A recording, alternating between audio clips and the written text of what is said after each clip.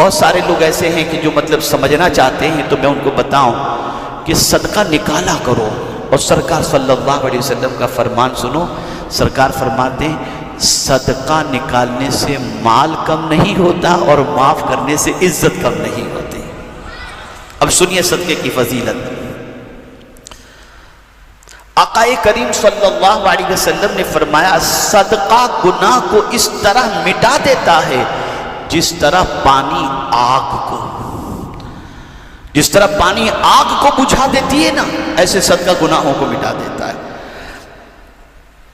اور سب سے بڑی چیز، اگر کوئی بندہ یہ چاہتا ہے کہ اللہ ہم سے راضی ہو جائے اور اللہ کا غضب ٹھنڈا ہو جائے، مثال کے طور پر کوئی گناہ ہو گیا تو اللہ غضبناک ہو گیا، اب اللہ عز و جل کو راضی کرنا ہے، اس کے جلال کو ٹھنڈا کرنا ہے، جلال کو ٹھنڈا کرنا ہے، تو حضور صلی اللہ علیہ وسلم ارشاد فرماتے ہیں بلا شبہ صدقہ پروردگار کے غضب کو ختم کر دیتا ہے۔ کوئی صدقہ نکالتا ہے نا تو اللہ کا غضب ٹھنڈا ہو جاتا ہے، اللہ کا جلال ٹھنڈا ہو جاتا ہے۔ اب سنیے،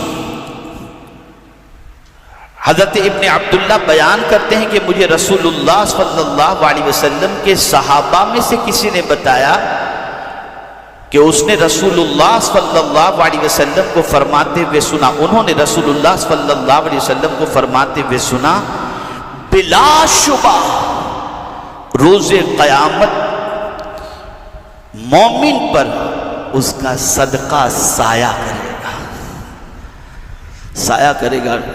آپ سوچئے یہاں 48 ڈگری کے اندر آدمی چھاتا لے کر نکلتا ہے، دیوار سے کنارے کنارے ہو کر کے گزرتا ہے کہ بھئی دھوپ برداشت نہیں ہوتی، لیکن اگر دنیا میں صدقہ دے رہے ہو نا تو کل بروز قیامت دھوپ سے تمہیں یہی صدقہ بچا لے گا اور یہ صدقہ سایہ بن کر کے تمہارے اوپر ہوگا۔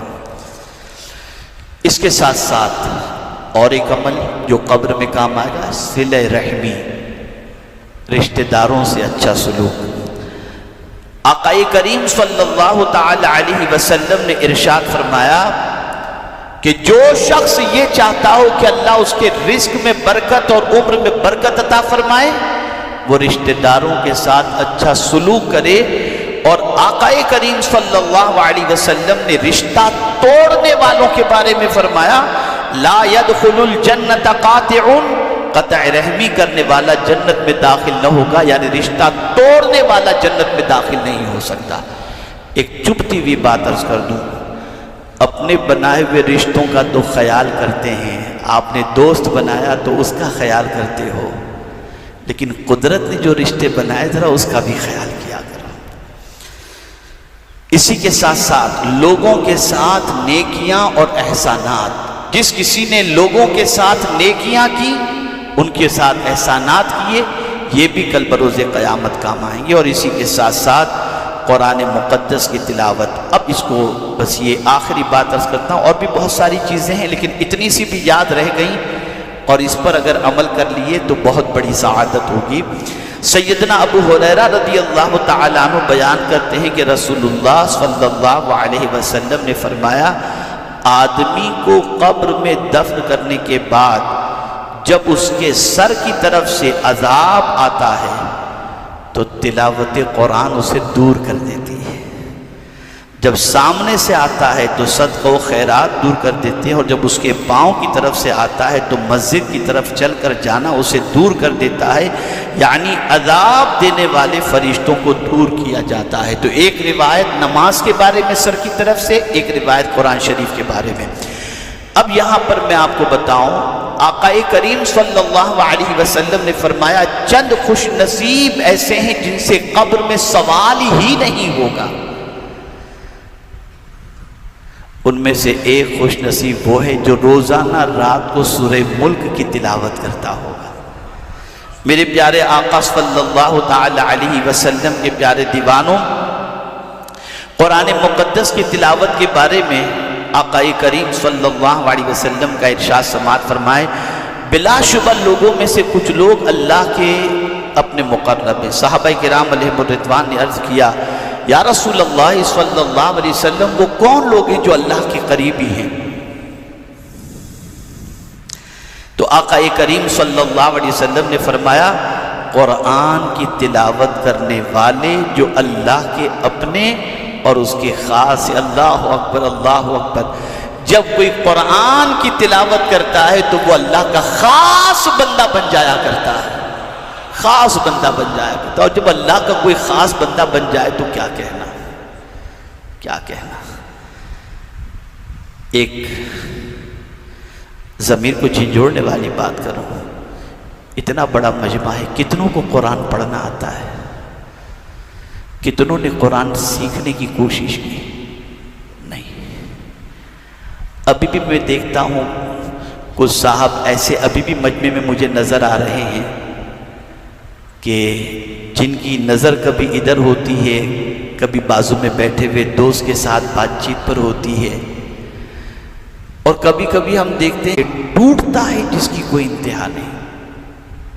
کوئی ادھر سے چوم رہا ہے, کوئی ادھر سے چوم رہا ہے, کوئی ہاتھ کھینچ رہا ہے, سب ساری چیزیں ہوتی رہتی ہیں اس طریقے کی حرکت. لیکن جب میں ایسے لوگوں کو سب ساری چیزیں ہو جاتی ہیں اور پھر میں پوچھتا ہوں, مثال کے طور پر میں کہیں پہنچا اور وہ ٹائم سمجھ لیجیے عشاء کا ہے, اور میں سفر کر کے مغرب راستے میں ادا کر کے وہاں پہنچا, مجھے پتہ چلتا ہے کہ یوں کرنا شروع کرتے ہیں.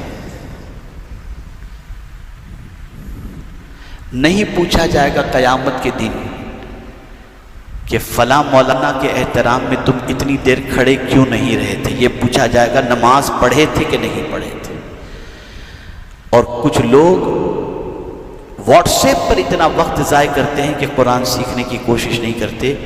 آج میں آپ کو ایک خوشخبری بھی سنا دوں, اب آپ پر ہے, صرف میں اپنی ذمہ داری سے سبکدوشی نہیں ہو رہا, بلکہ میں چاہتا ہوں کہ آپ کے لیے انتظام کر دوں. جو بھی آپ میں سے قرآن مقدس صحیح طور پر پڑھنا سیکھنا چاہتا ہو, اگر وہ سیلف فزیکلی ہمارے یہاں نہیں آ سکتا تو آپ اپنے گروپس بنا لیں, ان گروپس کی ڈیٹیل ہمیں عطا کر دیں, ہم آپ کو آن لائن حافظ و قاری پرووائڈ کریں گے, آپ ان کے پاس قرآن مقدس اپنا دروس کر لیں.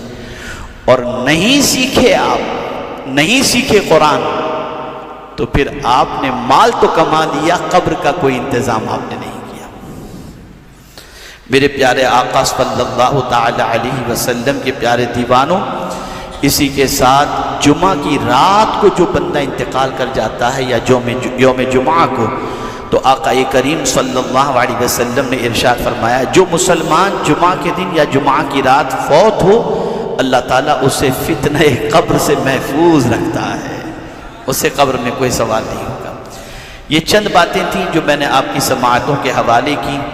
میرے پیارے آقا صلی اللہ علیہ وسلم کے پیارے دیوانوں, ہمیں چاہیے کہ ہم اپنی قبر کے سامان کا انتظام کریں, اور جو چیزیں ہمیں قبر میں اللہ کے عذاب سے بچانے والی ہیں ان چیزوں کی تیاری کے اندر اپنا وقت خرچ کریں. اور یہ بھی بتا دوں کہ وہ اعمال, نماز, روزہ, تلاوت, صدقہ, صلہ رحمی, یہ ساری چیزیں قبر ہی میں کام آنے والی نہیں ہیں, زمین کے اوپر بھی کام آئیں گی, زمین کے اندر بھی کام آئیں گی, اور میدان محشر میں بھی کام آئیں گی انشاءاللہ. جہاں کوئی کام نہیں آئے گا وہاں یہ نیکیاں کام آئیں گی.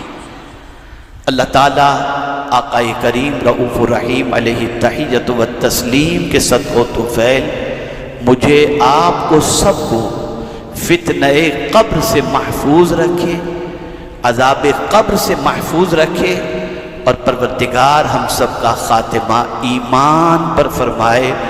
مجھے خوشی ہوگی اگر آج کے اس روح پرور سنی اجتماع میں آپ یہ عہد کر کے, ارادہ کر کے, نیت کر کے اٹھیں کہ انشاءاللہ آج کے بعد ایک وقت کی بھی نماز قضا نہیں کریں گے, اور کسی کو ایسے کو اپنا دوست بنائیں گے ہی نہیں جو ہمیں گناہ کی طرف لے جائے, ہم اسی کو اپنا دوست بنائیں گے جو ہمیں نیکیوں کی طرف لے جائے.